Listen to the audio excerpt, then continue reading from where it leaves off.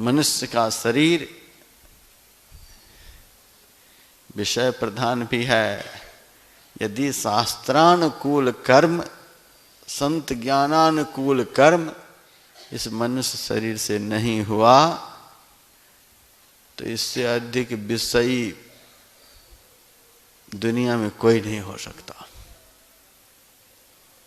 शास्त्रानुकूल, संत वचनानुकूल कर्म यदि इस मनुष्य शरीर से नहीं हो पाया तो मनुष्य से अधिक भोगी भी दुनिया में कोई नहीं हो सकता। फिर तो सबसे अधिक हम नीच हैं।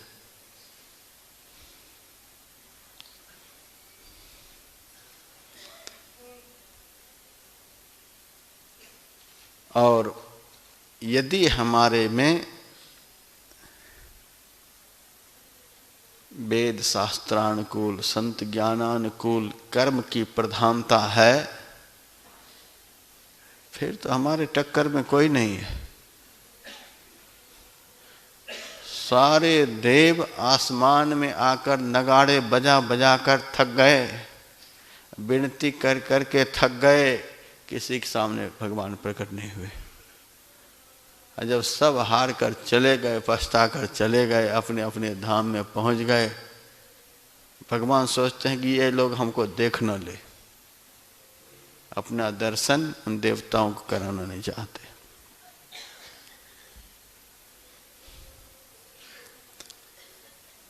देवता के अंदर सौंदर्य का बड़ा भारी अभिमान होता है, क्योंकि दुनिया का सबसे सुंदर आदमी जो होगा उससे भी 100 करोड़ गुना अधिक सुंदर स्वर्ग का सबसे जो कुरूप देवता होगा वह होगा। इतना सुंदर देव होते हैं। देवताओं में सौंदर्य का बड़ा भारी अभिमान होता है। इसी अभिमान के मारे देवता भजन नहीं कर पाता, विषयों में डूबे हुए रहता है। ब्रह्मा जी ने देवताओं से कहा था, जब तक तुम लोगों के अंदर सौंदर्य का भारी अभिमान रहेगा तब तक तुम्हारे अंदर विषयों की प्रधानता रहेगी। विषयों की प्रधानता जब तक रहेगी तब तक निर्विषय तत्व परमात्मा का दर्शन नहीं कर पाओगे।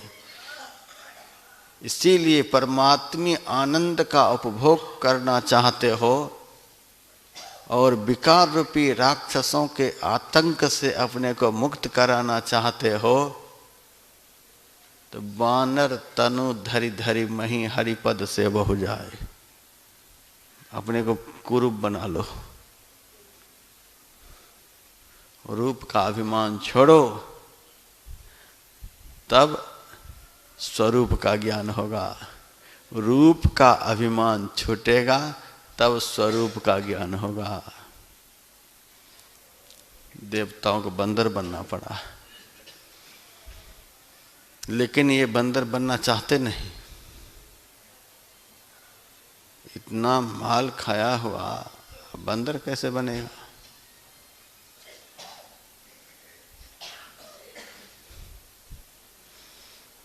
और जो बंदर बन जाता है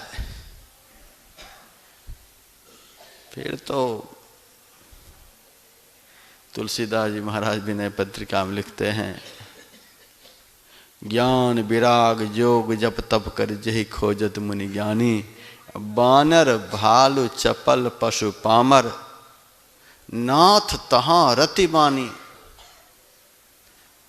योग करके, वैराग्य धारण करके, ज्ञान को प्राप्त करके, वे अनेकों प्रकार के शुभ कर्म सत्कर्म को करके बड़े बड़े ऋषि मुनि महात्मा थक गए, लेकिन भगवान को प्राप्त नहीं कर पाए। बानर भालु चपल पशु पामर नाथ तहाँ रति मानी। बंदर भालू ऐसे चंचल प्राणी और भगवान ने उनसे प्रेम किया। रूप का अभिमान खत्म होते ही स्वरूप उनके सामने प्रकट हो जाते हैं। सब देवता लोग जब चले गए तब भगवान प्रकट हुए। जग निवास प्रभु प्रगटे, अखिल लोक विश्राम। समग्र विश्व को विश्रांति प्रदान कराने वाले प्रभु। कितना सुंदर शब्द है, जग निवास। सृष्टि के कण कण में निवास करने वाले परमात्मा प्रगटे, प्रकट हो गए। वो कहीं से आए नहीं, न जमीन के नीचे से निकले, न ऊपर से टपके, न इधर से न उधर से। वहीं पर हैं, जहां पर वे प्रकटे वहीं पर हैं। पहले वहां पर अप्रकट थे, अब प्रकट हो गए। एक तिल इधर उधर से उनको आना जाना नहीं पड़ा है, वहीं से प्रकटे। जग निवास प्रभु प्रकटे। वो अप्रकट थे पहले, अब प्रकट हो गए। भय प्रकट कृपाला, दीन दयाला, कौशल्या हितकारी। माता कौशल्या का हित करने के लिए, उनके मनोरथ को सिद्ध करने के लिए कृपालु भगवान अव्यक्त से व्यक्त हो गए।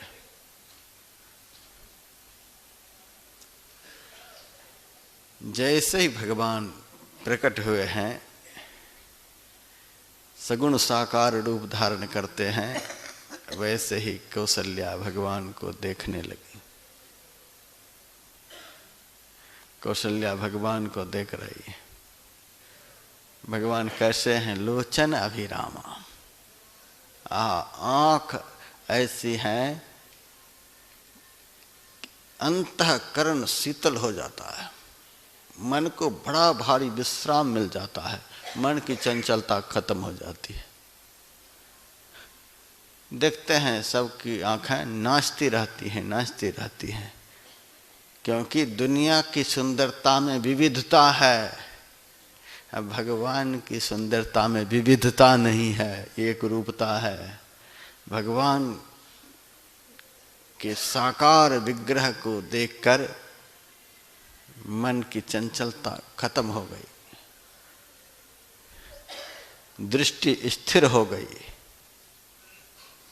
क्योंकि उससे सुंदर दूसरा कोई रूप है ही नहीं कि अब दृष्टि चंचल होगी। उससे सुंदर कोई दूसरा रूप है ही नहीं कि जिसकी तरफ जाने के लिए मन ललचावेगा। यही कारण है कि दृष्टि स्थिर, मन स्थिर। उससे सुंदर कोई है ही नहीं। अब मन कहाँ जाएगा, दृष्टि कहाँ जाएगी?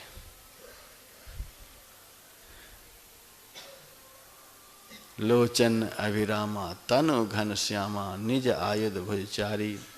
एक एक पंक्ति बहुत विलक्षण है। संक्षेप में कुछ मिनटों में सुनिए।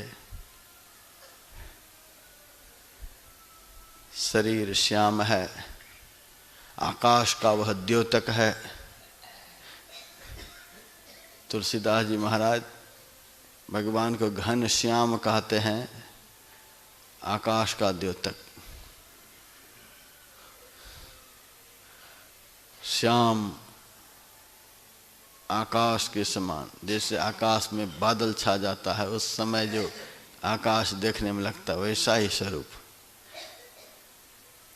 संकेत है कि देखने में तो एक आकृति में नजर आ रहे हैं, लेकिन स्वरूपतः ये आकाशवत व्यापक है। निज आयुध भुजचारी। भगवान के 4 हाथ हैं, चारों हाथों में अपना अपना आयुध है। शंख, चक्र, गदा और पद्म, 4 आयुध भगवान धारण किए हुए, 4 भुजाएं हैं। आप सुने हैं, बहुत सी रामायण हैं, कल्प कल्प में भगवान का अवतार होता है। इसीलिए ऋषि मुनि महात्मा भिन्न भिन्न तरह से लिखते हैं। भगवान 4 हाथों में 4 आयुध को साथ लेकर प्रकट हुए। भगवान अपने ही रूप को 4 भागों में विभक्त कर प्रकट हुए। अंशन सहित लेव अवतारा।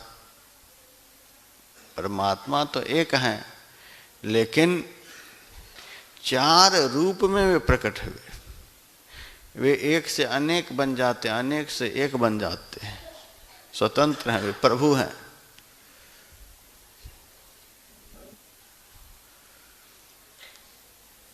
चार रूप में प्रकट हुए। फिर कहीं ऐसा भी लिखा हुआ है कि भगवान के सारे आयुध ने भी अवतार लिया है। भगवान ने तो अवतार लिया ही, निराकार से साकार हो गए। और भगवान के हाथ में जो 4 आयुध होते थे, उन 4 आयुधों ने भी अवतार लिया है। शंख, चक्र, गदा और पद्म का भी अवतार हुआ है। भरत जी को शंख का अवतार माना जाता है, शत्रुघ्न जी को चक्र का अवतार माना जाता है, लक्ष्मण जी को कमल का अवतार माना जाता है। कमल वैराग्य का प्रतीक है, निर्लिप्तता का प्रतीक है। और कवितावली में लक्ष्मण जी को वैराग्य का स्वरूप बतलाया गया है। तो लक्ष्मण जी कमल के अवतार है। कमल ने ही लक्ष्मण के रूप में अवतार लिया है। और गदा हनुमान जी के रूप में अवतार लिया है। शंख, चक्र, गदा और पद्म 4 आयुधों ने भी मूर्तिमान रूप धारण किया है। महाराज, जब आप अमूर्त से मूर्त बनने के लिए जा रहे हो, तो क्या हम ऐसे ही रहेंगे? हम भी आपके साथ में लीला करेंगे। शंख, चक्र, गदा, पद्म भी मूर्तिमान हुए हैं।